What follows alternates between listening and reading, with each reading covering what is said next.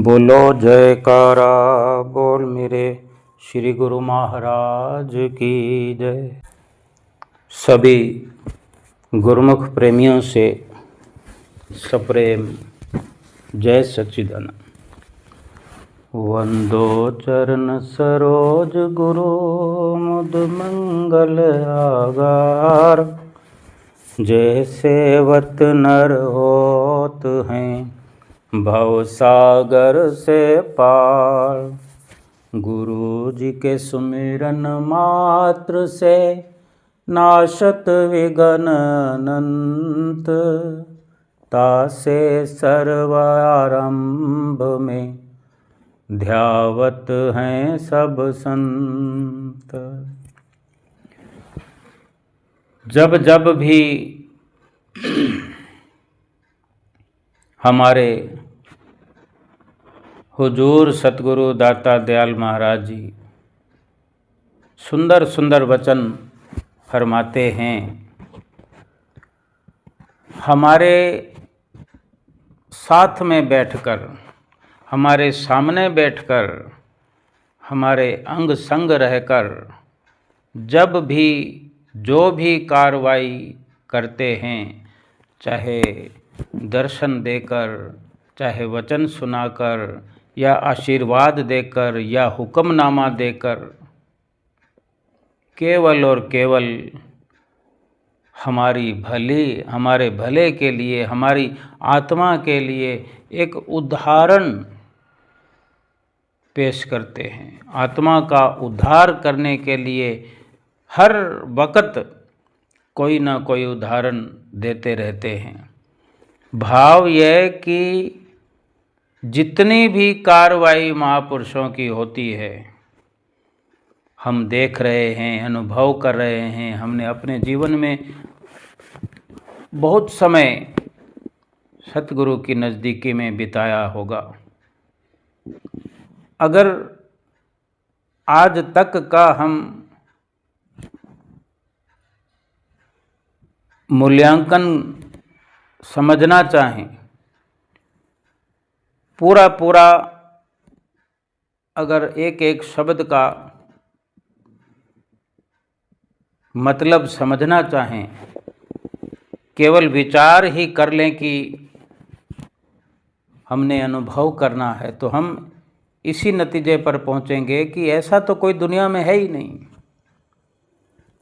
कभी कोई था ही नहीं हमारे जीवन में, आज भी कोई नहीं है, आगे भी नहीं होगा। अगर कोई है तो हमारे इष्ट देव सतगुरु दाता दीनदयाल महाराज जी हैं। समय समय पर वे अलग अलग रूप में हमारे सामने आए हैं। अधिकतर पंचम पातशाही गुरु महाराज जी का हमने दर्शन किया, उनकी वाणियाँ सुनी, उनके साथ अपने अनमोल समय को व्यतीत किया, अनमोल दात उनसे पाई है। आज हाजिर हजूर सतगुरु दाता दयाल महाराज जी के, जो कि श्री परमहंसों के छठे रूप में हमारे सामने, हमारे अंग संग विराजमान हैं। कभी श्री आनंदपुर धाम में तो कभी श्री प्रयाग धाम में सुंदर सुंदर दर्शन करके हम लाभ उठाते रहते हैं। थोड़े से थोड़े वचनों में, जो कि अपने आप में अनमोल कहलाते हैं। एक एक शब्द हीरे और मोतियों जैसा, एक एक शब्द करके एक लड़ी, एक माला के रूप में पिरोया हुआ जैसे हमारे झोली में, हमारे गले में, हमारे तन में, मन में, हमारे रोम रोम में डाल देते हैं। अगर ठीक प्रकार से हम समझने का प्रयास ही कर लें सब कुछ समझना तो हमारी बुद्धि से परे की बात हो सकती है, लेकिन केवल प्रयास भर अगर हम करें, एक विचार कर लें कि महापुरुषों के वचनों में कितनी गहराई है, कितनी कीमत है, कितना लाभ है। सारे संसार भर में, जमाने भर में कब किसने हमसे ऐसे लाभ वाले वचन कहे हों, किसने हमारा ऐसा भला चाहा हो, किसने हमारी आत्मा का उद्धार करना चाहा हो। इस प्रकार के विचारों को रख कर अगर हम अपना स्वयं का निर्णय, अपने स्वयं का फैसला अपने ऊपर लागू करें, तो यही हम नतीजा अपने भीतर ये अनुभव करेंगे कि हमारे सतगुरु जैसा कोई नहीं है, कोई हमारा भला चाहने वाला ऐसा नहीं है। सब के सब संसार भर में जितने भी रिश्ते हैं, नाते हैं, सब मतलब के हैं, स्वार्थ के हैं। ये बिना स्वार्थ और बिना मतलब का रिश्ता, ये नाता तो हमारे सतगुरु का है। बिन स्वार्थ सतगुरु करे निस दिन पर उपकार। हमने अपने जीवन में बहुत कुछ उच्चारण किया है, खास करके श्री आरती पूजा का गायन करते हुए ये 2 लाइनें तो हम दिन में 2 बार बोलते ही हैं। तुम बिन कोई मीत नहीं, स्वार्थ का संसार, बिन स्वार्थ सतगुरु करे निश दिन पर उपकार। कौन सी लाइन, कौन सी पंक्ति में हम अपना उद्धार करना चाहते हैं? किसी भी पंक्ति को पढ़कर अगर उस पर मनन कर लिया जाए, विचार कर लिया जाए, तो हर पंक्ति बल्कि हर शब्द हमारी जीवात्मा का उद्धार करने के लिए काफ़ी हो सकता है। हम कब ये अपने मन में पक्का इरादा करें, कब ऐसी दूरदृष्टि आए, तभी ये संभव है कि निस दिन, यानी रोज के रोज, इतना ही नहीं दिन में कई कई बार बिना स्वार्थ के हमारे श्री गुरु महाराज जी हम पर उपकार कर रहे हैं, किए जा रहे हैं। लेकिन अफसोस की बात तब हो जाती है कि हम जो बोलते हैं उस पर भी मनन करने से वंचित हो जाते हैं। हम खुद बोलते हैं, अपनी जिह्वा से उच्चारण करते हैं कि तुम बिन कोई मीत नहीं, स्वार्थ का संसार। अपनी जुबान से वर्णन किए हुए शब्दों पर भी अगर विश्वास हो जाए तो फिर संसार पर क्यों मर मिटने की हमें ज़रूरत रह जाए? क्यों संसार के रिश्तों को हम अहमियत देते रह जाएं? क्यों बार बार धोखा खाएं? क्यों बार बार कोई हमसे दगा करके चला जाए, मुंह मोड़ कर चला जाए? हम अपना कितना समय यूं ही व्यतीत कर देते हैं, कर रहे हैं, और ना जाने कब तक करते रहेंगे। पूरा जीवन व्यतीत हो रहा है, होते होते होते होते पूरा जीवन समाप्त हो जाएगा। लेकिन जीवन तो फिर एक ही है, समय तो इतना ही है जो हम अपनी आँखों से देख रहे हैं, अनुभव कर रहे हैं, यही समय है। लंबी कोई फहरिस्त हम बनाए बैठे हों कि इतने सालों तक हमारे पास समय है, इतने महीनों तक समय है, या इतने दिनों तक, या इतने घंटों तक, इतने मिनटों तक, ये कुछ भी मियाद नहीं है। समझना तो अभी है, उद्धार करना तो अभी है, अवसर, मौका तो इतना ही है। लेकिन जब तक संसार से, जिस संसार को हम झूठा करार देते हैं, जिस संसार को हम बेबुनियाद या फना मानते हैं, कहते हैं, लेकिन फिर भी उसी से रिश्ता जोड़े हुए हैं, स्वार्थी संसार से, मतलबी लोगों से मतलबी रिश्ते नातों में ही अपना चित्त फंसाए बैठे हैं। यही सबसे बड़े दुख का कारण है कि हम हर बार बार यही कहते हैं। ऐसा दुख है कि समाप्त होने का नाम नहीं लेता, ऐसी परेशानी है कि ख़त्म नहीं होती, ऐसी मुसीबत है कि ख़त्म नहीं होती। सतगुरु के सेवक बन गए हैं, श्री दरबार की शरण मिल गई है, सतगुरु की शरण मिल गई है, सतगुरु से नाम भी मिल गया है। फिर भी अगर हम ये कहते हैं कि दुखी हैं, चिंतित हैं, परेशान हैं, मुसीबत में हैं, तो ये बड़े अफसोस की बात है। सबसे ज़्यादा अफसोस तो महापुरुषों को होता है। हमें तो अगर अफसोस होता, अगर हम दुख के अफसोस के मायने समझ पाते कि हम दुखी क्यों हैं, फिर तो दुख दूर ही कर लेते। दुख दूर करने के लिए हमें तो खुद मुख्तियार बना दिया है सतगुरु ने। हमें तो वो शब्द दे दिया है, वो ताकत दे दिया है, वो पावर हमें दे दी है कि हम अपने दुख, अपने तो छोड़ो, अपने संपर्क में आने वालों के भी हम दुख मिटा सकते हैं। और अवसर यह है कि हम स्वयं दुखी हैं। जो स्वयं दुखी हो, दूसरे का दुख कैसे मिटा सकता है? दुख मिटाना नहीं चाहते, दुखी पूरा संसार है, लेकिन जो दुख मिटाना चाहता है, जो दुख और सुख का भाव समझता है, जो सुख वाले सारे तरीके अपनाता है, युक्तियाँ अपनाता है, सुखी करने वाले सतगुरु से जो प्रीत जोड़ता है, जो उनकी शरण संगत में बैठता है, उनकी नज़दीकी में जाता है, फिर कोई कारण नहीं कि वो अपना दुख ना मिटा सके, कोई कारण नहीं कि अपने संपर्क में आने वाले का भी दुख मिटा दे। लेकिन शरीर से संगत करते हैं, लेकिन अपना मन जो है, अपनी चित्त वृत्तियाँ जो हैं, वो सतगुरु के चरणों में जोड़ कर नहीं रखते, बल्कि संसार में जोड़े हुए हैं। तो संसार का जो दुख वाला असर है वो आएगा, मोह वाला असर आएगा।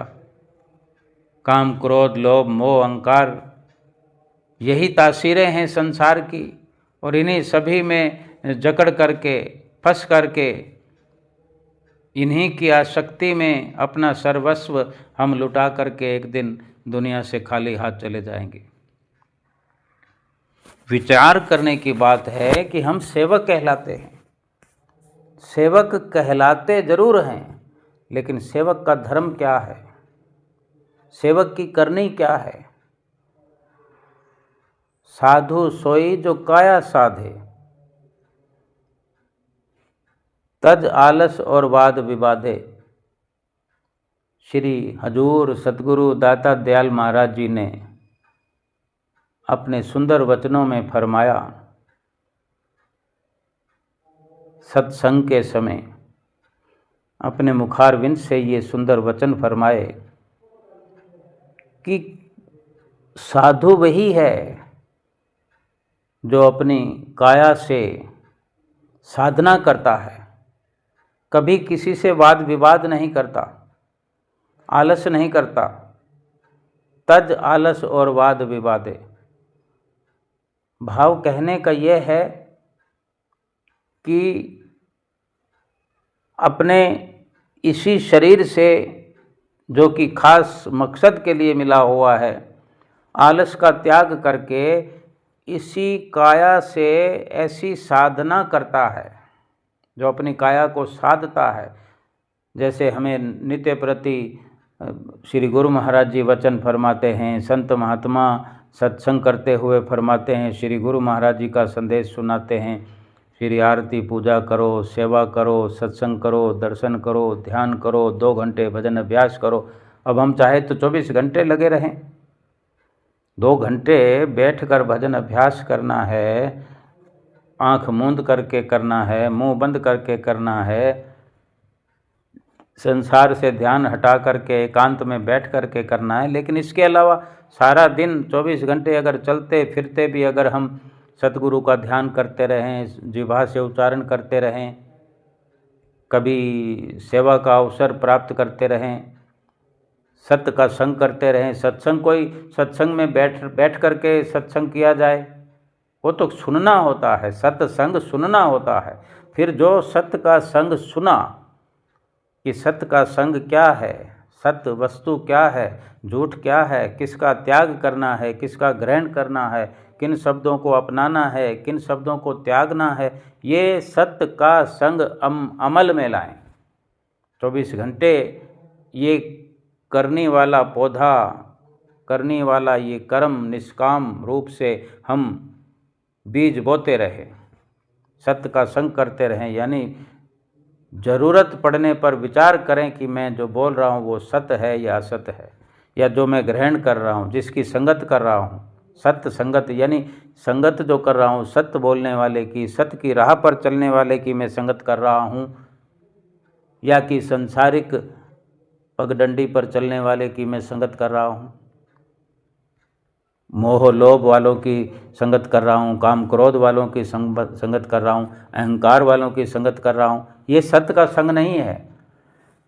सारा दिन हम ऐसी ऐसी संगति करें और फिर थोड़े समय के लिए जाकर सत्संग में बैठ जाएं और फिर हम सत्संगी कहलाएं। कहने को सत्संग में हमारा शरीर बैठा है, लेकिन अमली कार्रवाई तो हम झूठ वाली करते हैं, मोह वाली करते हैं, संसारिक करते हैं। यही समझना है। 24 घंटे यही विचार करना है कि मेरा धर्म क्या है, सेवक का धर्म क्या है। श्री गुरु महाराज जी ने वचनों में फरमाया है कि सिर बल जाऊं उचित असमोरा, सेवक धर्म अति कठोरा।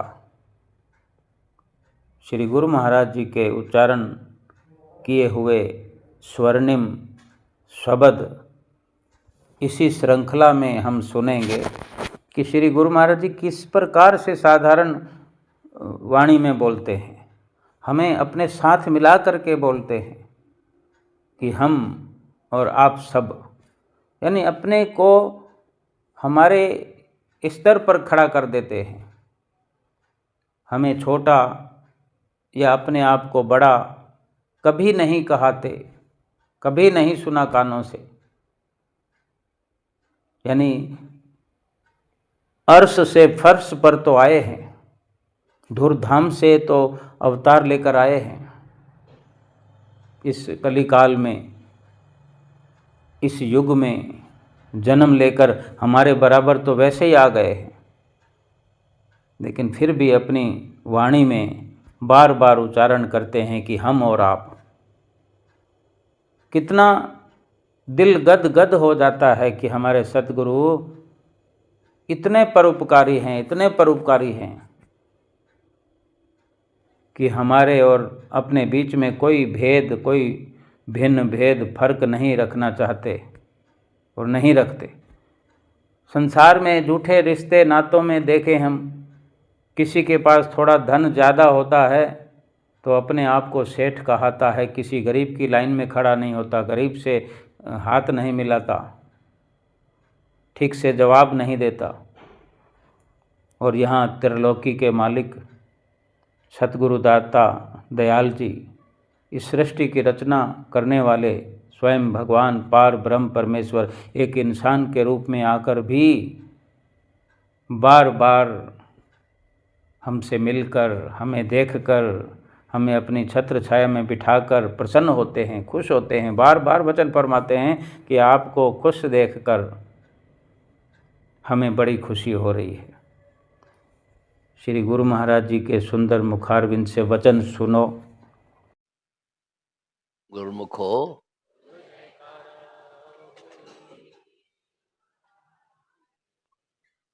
आप सब गुरु दरबार के सेवक हैं।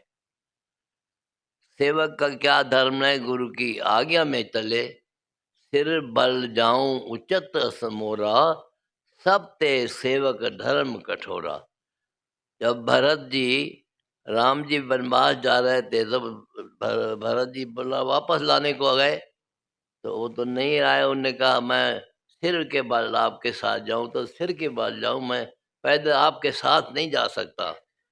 तो गुरुमुख सेवक का धर्म तो इतना है कि सेवक का धर्म सेवा सोई जो काया साध सोई, जो काया साधे तज आलस और वाद विवादे।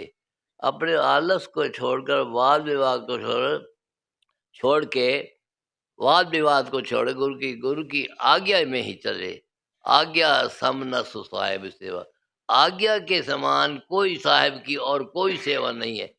जिसने अपने इष्ट देव की आज्ञा मान ली है तो उसने सब कुछ कर लिया। आज्ञा समान जो कोई चीज नहीं है। भरत जी ने तो सिर्फ वायद गुरु की आज्ञा ही मानी थी। जो उनने वनवास को जा रहे थे तो उनकी आज्ञा मानकर नहीं गए था, उन्हें मना कर दिया। हाँ? हाँ? वापिस भेज देता थी उन्होंने, लेने वास्ते गए थे ना भरत जी। हाँ, भरत जी लेने गए थे रामचंद्र जी को, तो उनको वापस कर दिया।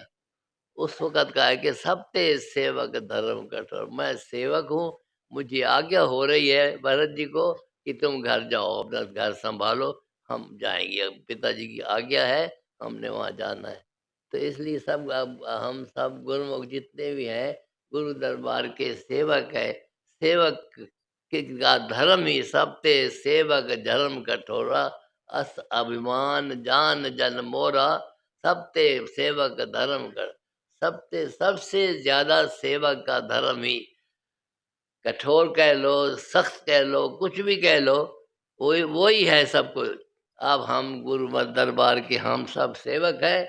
हमारा क्या कहना है, करना है कि गुरु की आज्ञा दृढ़ कर गई। गुरु की आज्ञा ही में रहिए। गुरु आज्ञा बिन काज न कीजिए। हानि होए तो होने दीजिए, हानि होए तो हो जाए, लेकिन आज्ञा को सिर उधार करो ना, सेवक का धर्म है। तो गुरुमुख आज हम जानना जल्दी है, इसलिए आप थोड़ा ही कहेंगे कि आज्ञा सेवक को अपना धर्म की अदायगी करना तमाम जरूरी, बहुत जरूरी है। आप गुरु सब समझती हैं, रोज सत्संग सुनती हैं, सत्संग करती हैं, तो इसलिए यही तथ्य यही है कि सेवक का धर्म क्या है, गुरु की आज्ञा मान। आज्ञा सम न सो साहेब सेवा, सो प्रसाद जन पावे देवा। वही जो गुरु पा सकता है जो गुरु की आज्ञा में मानता है। आज्ञा सम न सो, और कोई सेवा नहीं है, आज्ञा ही सर्वश्रेष्ठ है। और सब गुरुमुखों का फर्ज है कि आज्ञा में चलती हुए अपना जनरल सफर करें और महापुरुषों की प्रसन्नता, महापुरुषों की प्रसन्नता हासिल करें।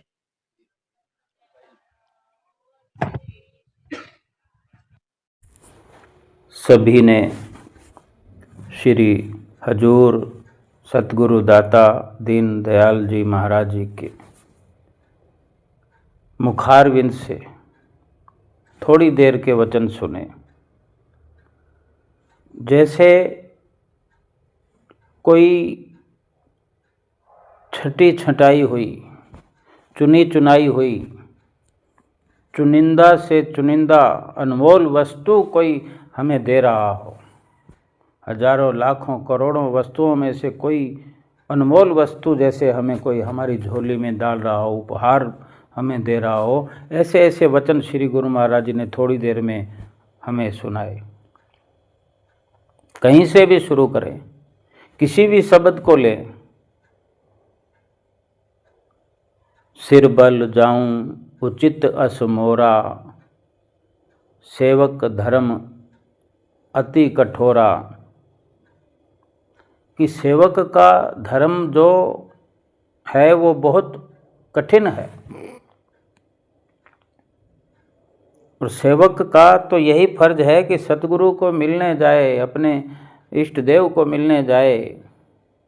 तो भरत जी का उदाहरण दिया श्री गुरु महाराज जी ने कि भरत जी कहते हैं कि सिर बल जाऊं, सिर के बल चल के जाऊं, पाँवों को ऊपर और सिर को नीचे जमीन पर चलते हुए जाऊं। तो ये वास्तव में मुझ सेवक का धर्म है अपने भगवान श्री रामचंद्र जी महाराज के प्रति। जब अयोध्या में जाने लगे श्री रामचंद्र जी महाराज, तो जब सभी लोग रोकने के लिए, उनको वापस लिवा लाने के लिए अयोध्या वासी इकट्ठे होकर जा रहे थे, तो भरत जी ने भी ये प्रयास किया। लेकिन भगवान श्री राम की आज्ञा हुई कि आपको यहीं रहना है, तो भरत जी ने वो आज्ञा प्रभु की शिरोधार्य की, और वहीं पर ये वचन आता है कि सिर बल जाऊं उचित असमोरा, सिर भर जाऊं उचित असमोरा, सिर के बल चलूं तो भी ये कम है।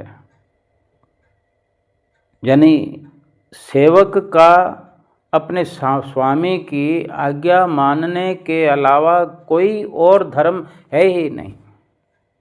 आज्ञा सम न सुसाहिब सेवा, सो प्रसाद जन पावे देवा।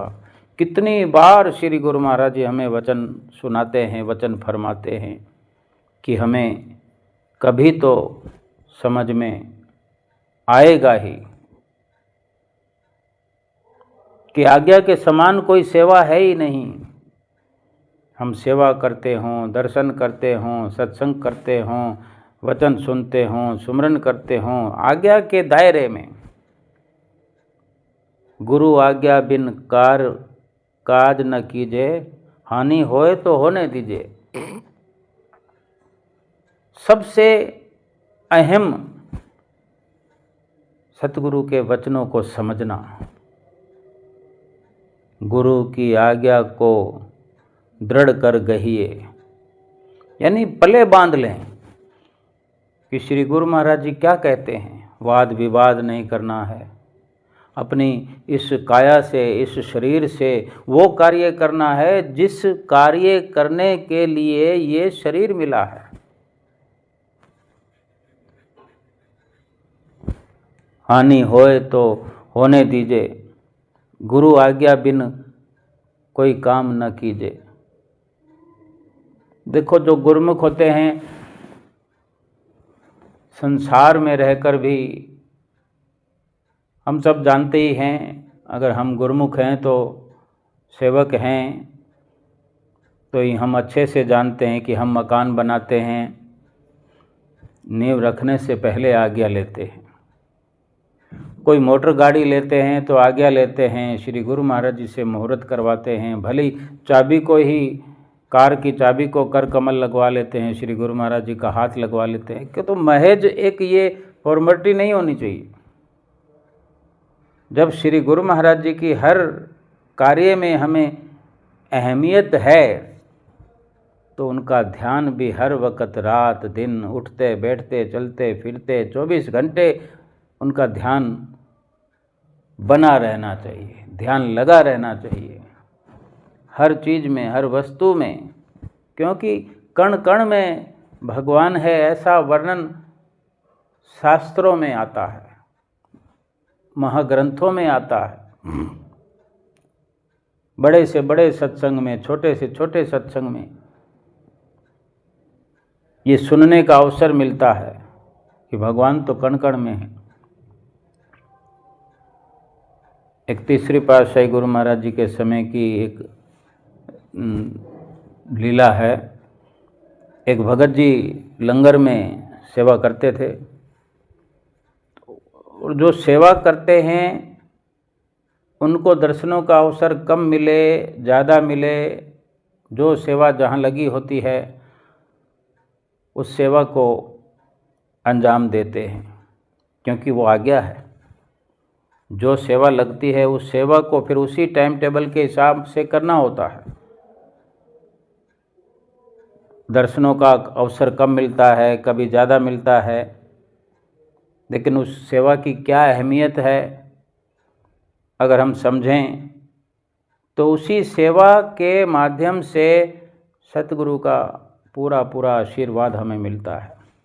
हम भूलनहार हैं, भूल जाते हैं, विचलित हो जाता है मन। एक वो भगत जी लंगर में सेवा करते थे तो दर्शन खुलते तो भगत जी की सेवा पूरी नहीं हो पाती थी, या टाइम ऐसा होता था, टाइम टेबल, कि उन्हें सेवा को अंजाम देना होता था, दर्शनों से वंचित रह जाते, थोड़ा बहुत ही दर्शन कर पाते। तो एक बार दर्शन करने भगत जी गए तो क्या देखते हैं, संगत बैठी हुई है, दर्शन कर रही है, सत्संग सुन रही है।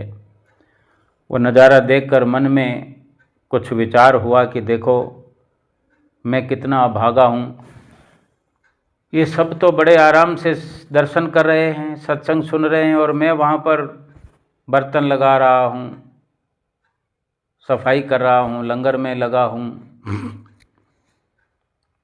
मेरे को तो ये कुछ भी लाभ नहीं हो रहा।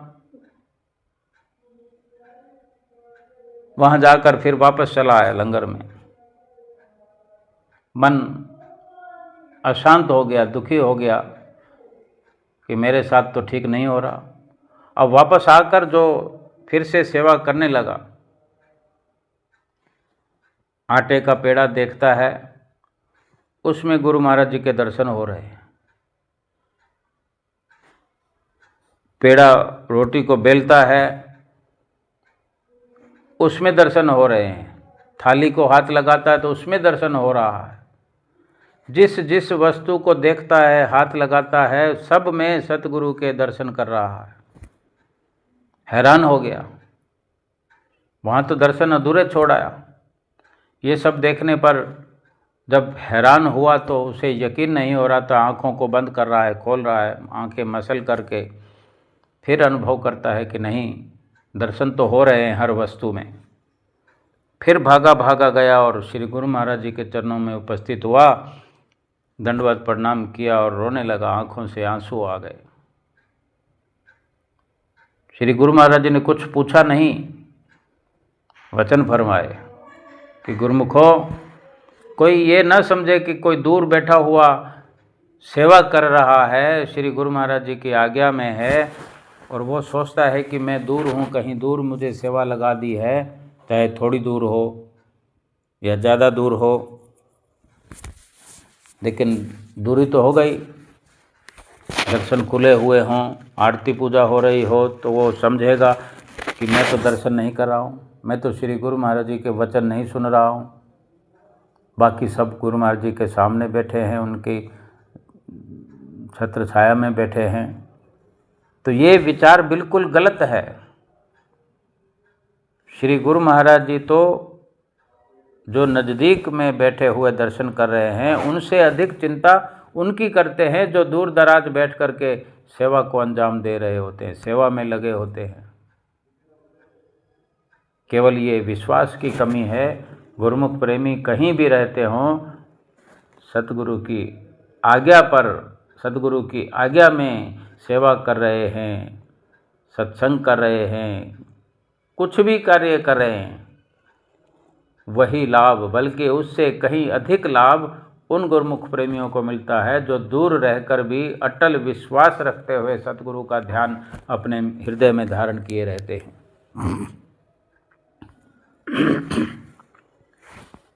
तो श्री गुरु महाराज जी ने जो वचन फरमाए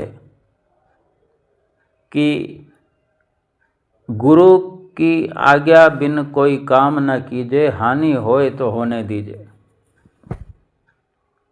क्या हानि होती है? कौन सी हानि की बात करते हैं?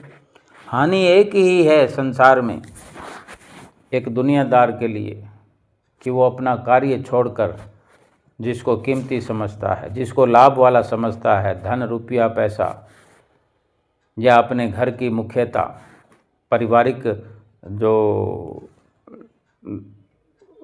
अपने चित्तवृत्तियों में पारिवारिक व्यवस्था को जमाए हुए है, बनाए हुए है, उन सब को छोड़ करके आना नुकसान समझ बैठता है। दुकानदारी को बंद करता है तो नुकसान कर बैठता है कि ये नुकसान हो जाएगा मेरा। फिर कोशिश करता है तो थोड़े से थोड़ा समय निकालता है कि पूरी से पूरी मैं कमाई कर लूँ, फिर थोड़ा बहुत औने पौने दामों वाली जो वक़्त है वो छोड़ करके पहुँच जाऊँगा, फिर चाहे सत्संग समाप्ति पर क्यों ना हो। हम अपने भीतर ये अनुभव करें कि क्या हम गैर हाजिर हो करके संसारिक कमाई में, धन प्राप्ति के मार्ग में हम कितना बलिदान देकर, कितना त्याग करके सतगुरु दर्शनों पर जाते हैं, सतगुरु का सत्संग सुनते हैं, चाहे कुटिया पर जाना हो या दरबार में पहुंचना हो, किस प्रकार हम छुट्टियां लेते हैं। और बहाना तो पहले है कि छुट्टियां मिलती नहीं हैं। अब बताओ, घर में ब्याह शादी हो तो क्या छुट्टियां नहीं मिलेंगी? मिलें या ना मिले, छुट्टियां ले लेंगे, क्योंकि हम हर जतन करते हैं और हर प्रकार से लाभ प्राप्त कर लेते हैं। और ये व्यवस्था भी है कि इस कार्य के लिए इतनी छुट्टियां तो मिलेंगी मिलेंगी। फिर चाहे ना मिले तो बिना वेतन के, बिना दिहाड़ी के गैर हाजिर होंगे, तनख्वाह कटेगी तो कटेगी, लेकिन वो कार्य पूरा करेंगे अपना समझकर। और दरबार में पहुंचना होगा तो हर प्रकार से सोच विचार करें कि मेरी छुट्टियां भी ना कटें। मैं अपने शनिवार को, रविवार को भी साथ में जोड़ लूं, जो आगे वाला शनिवार रविवार आएगा उसको भी जोड़ लूं, बीच के कुछ दिनों को चलो हम थोड़ा बहुत देख लेंगे। ये जब इतनी दूर दरबार में पहुंचना होता है तो ये बड़ी बात कहलाती है कि 1 सप्ताह का अगर समय निकाल लिया तो ये बड़ी बात है। और इसमें भी 3-4 छुट्टियां तो आ जाती है, कोई इसके अलावा भी 1 आधी छुट्टी आ जाती है। लेकिन हमने कौन सा नुकसान किया? सत्संग जैसे लाभ के लिए संसारिक नुकसान करना हमें गवारा नहीं है। और महापुरुष हमें वचन फरमाते हैं कि हानि होए तो होने दीजिए। वो तो रोज के लिए कहते हैं कि भजन सुमरन अगर हम करते हैं तो कुछ ना कुछ तो हानि करनी पड़ती है। अगर सांसारिक तरक्की को लाभ की हैसियत से देखते हैं, सांसारिक व्यवहार को लाभ की हैसियत से देखते हैं, तो श्री गुरु महाराज ने फरमाया कि हानि होए तो होने दीजिए। यानी 2 घंटे भजन सुमरन करना है, आरती पूजा सुबह शाम करनी, तो कहीं ना कहीं दिनचर्या पर असर तो पड़ता है। वही समझा रहे हैं कि 5 नियमों की पालना और 2 घंटे भजन अभ्यास तो करना ही करना है। क्या नुकसान होगा ज़्यादा से ज़्यादा? हम अपनी सुरती का फैलाव इतना करते ही क्यों हैं? इतना धन पदार्थ कमाने की लालसा रखते ही क्यों हैं कि हम रात को 10 बजे भी लगे हुए हैं, सुबह 6 बजे भी लगे हुए हैं, या फिर रिश्तेदारी में लगे हुए हैं, या किसी मोबाइल वर्क में लगे हुए हैं, कोई कहानी सुन रहे हैं, कोई स्टोरी सुन रहे हैं। इसी को हानि समझ लो, छोड़ दो, त्याग कर दो। लेकिन 5 नियमों की और 2 घंटे भजन अभ्यास की पूर्ति करना अनिवार्य है, क्योंकि सतगुरु की आज्ञा है, गुरु आज्ञा बिन काज न कीजिए, हानि होए तो होने दीजिए। गुरुमुख प्रेमी तो ऐसे भी हैं जो यहाँ दरबार में आते हैं तो ऐसा इतिहास में वर्णन है, लीलाओं में वर्णन है कि 6-6 महीने तक सेवा में लगे रहे और बिल्कुल भी उफ तक नहीं की। और जब अपने घर पहुँचे तो उन्हें दिखने में, उनको समझने में आया कि कोई हानि तो हुई नहीं। मन पक्का तो किया, लेकिन फिर भी कहीं विचलितता हुई कि मेरा नुकसान हो रहा है, मैं बिना तनख्वाह के हो गया हूँ, मेरा बिजनेस बंद है तो कैसे चलेगा। लेकिन गुरु महाराज जी की आज्ञा को मान लिया तो वहाँ जाकर के जब देखा, समझा, तो कोई भी नुकसान हुआ नहीं। अगर वो नुकसान हो भी जाता है, सीधे सीधे समझ में आता है कि मैं यहाँ होता तो मैं इतनी कमाई करता, लेकिन मैं सेवा कर रहा था तो ये कमाई तो मेरी गई। लेकिन जो सेवा के अंदर लाभ हुआ, सतगुरु की आज्ञा में जो लाभ हुआ, सत्संग वचनों में सुनने में लाभ हुआ, भजन भक्ति करने में जो लाभ हुआ, वो लाभ तो संसार का नगण्य है, 0 है, शून्य के बराबर है। अगर किसी ने ऐसा समझकर भी वो सब कुछ त्याग कर दिया और अपने अंदर एक हिम्मत जुटाई, अपने अंदर एक विल पावर बनाई कि सतगुरु के वचनों की पालना। अगर श्री गुरु महाराज जी ने कह दिया कि भाई कुछ समय तक यहाँ रहो, हर किसी को नहीं कहते, किसी विरले को ही कहते हैं कि यहाँ रुक जाओ। इन वचनों में कितना हमारा हित भरा होता है ये तो बाद में समझ में आती है। पहले तो विश्वास करना पड़ता है कि गुरु महाराज जी ने इसलिए हमें रोका था। अब अगर हम थोड़ा संयम बना लेते हैं, सद्गुरु की आज्ञा पर अमल कमा लेते हैं, तो न जाने कौन से कष्ट टल जाते हैं, कौन सी मुसीबत से निकाल कर सद्गुरु अपने पास बुलाते हैं। लेकिन इंसान भागने में लगा रहता है, जल्दी करो, भागो भागो, सेवा में मन नहीं लगता, भजन सुमरन में मन नहीं लगता, घर परिवार के बिना मन नहीं लगता, जब तब भाग खड़ा होता है। और ये विचार करने की बात है कि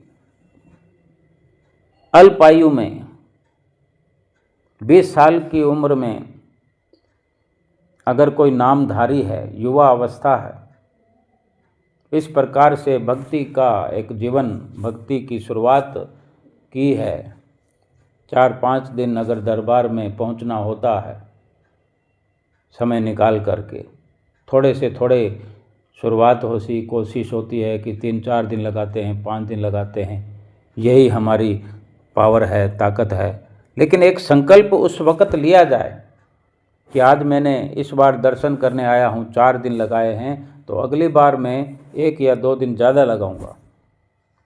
4 दिन के बाद अगर दूसरी बार 5 दिन लगाए, अब 5 दिन लगाए तो दिन तो एक ही बढ़ा है, लेकिन उस संकल्प को पूरा कर पाए तो कम से कम 20% की बढ़ोतरी हो गई। 4 दिन के बाद फिर 5 दिन लगाए तो सीधा 4 दिन के बाद 1 दिन का अगर इजाफा कर दिया जाए तो 20% हमने तरक्की कर ली। फिर अगली बार के लिए संकल्प करें कि अगली बार 6 दिन लगाऊं।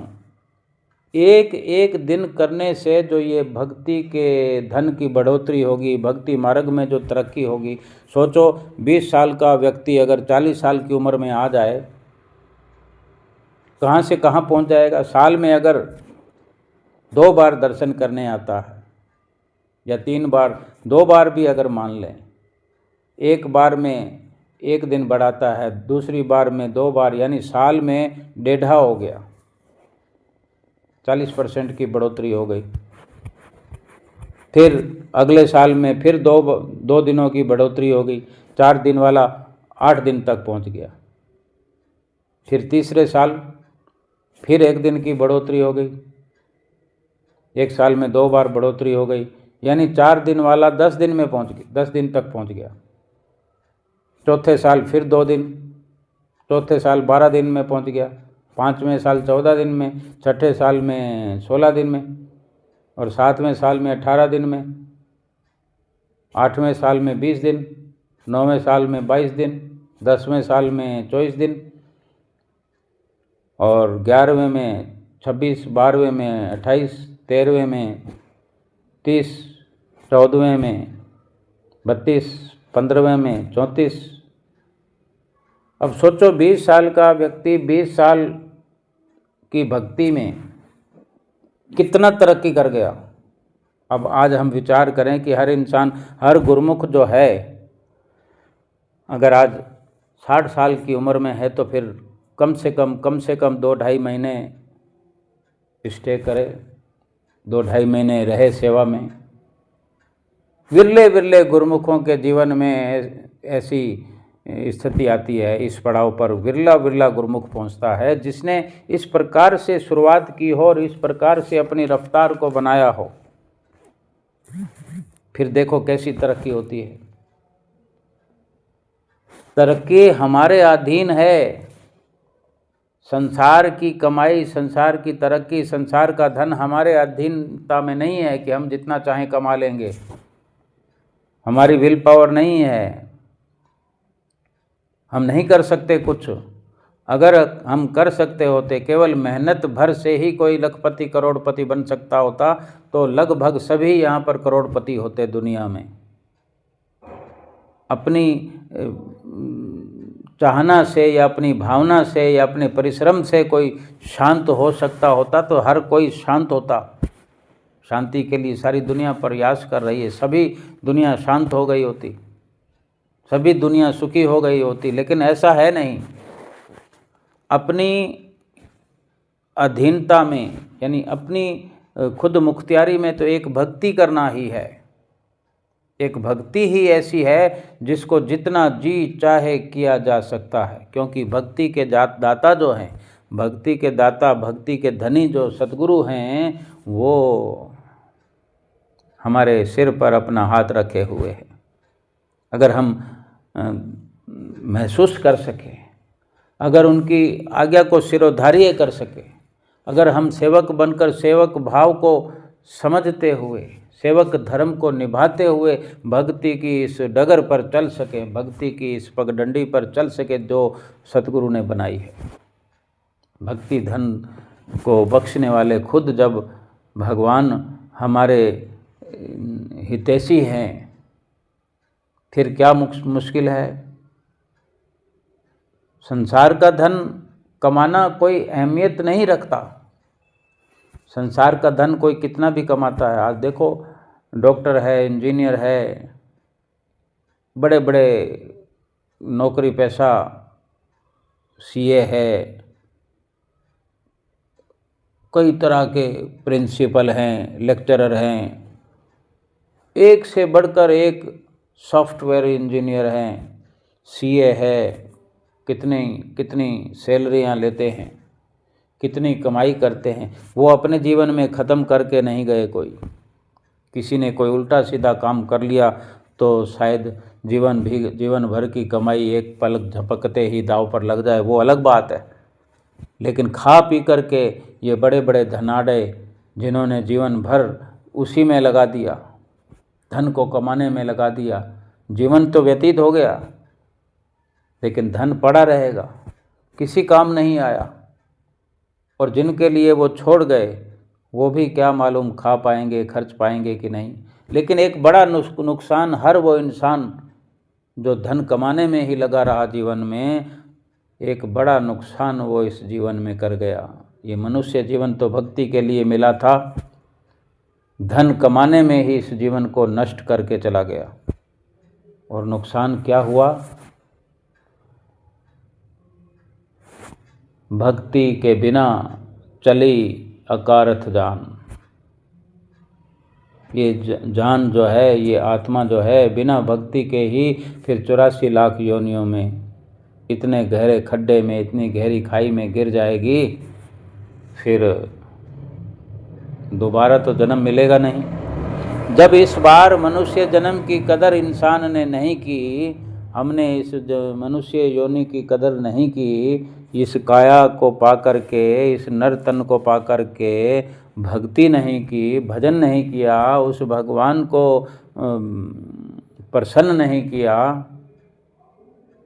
फिर ये मनुष्य जीवन तो हमेशा हमेशा के लिए छिन जाएगा और पड़ा 84 लाख योनियों में जन्म दर जन्म गोते खाएगा। अगर किसी इंसान ने 2, 4, 5 करोड़ अपने जीवन में बना लिया हो, मरते दम तक खर्च नहीं कर पाया हो, जाते जाते भी 2 करोड़ अगर किसी के पास बचत में रह गया, सोचो कि वो 2 करोड़ बचत में ना रहता,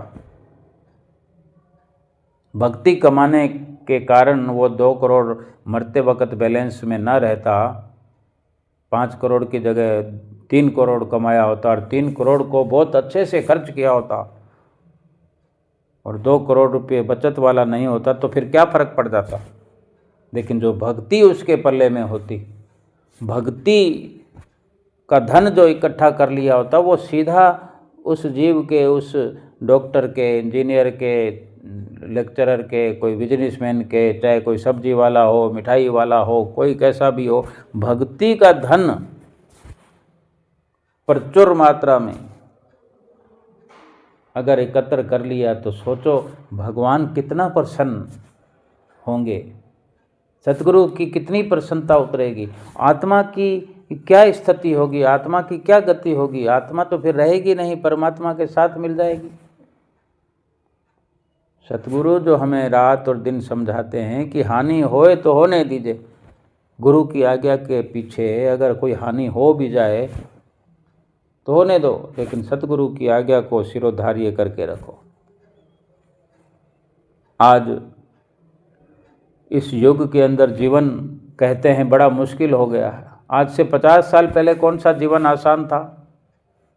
जीवन भक्ति के बिना मुश्किल है, भक्ति के बिना मुश्किल हो गया है, भक्ति के बिना मुश्किल रहेगा।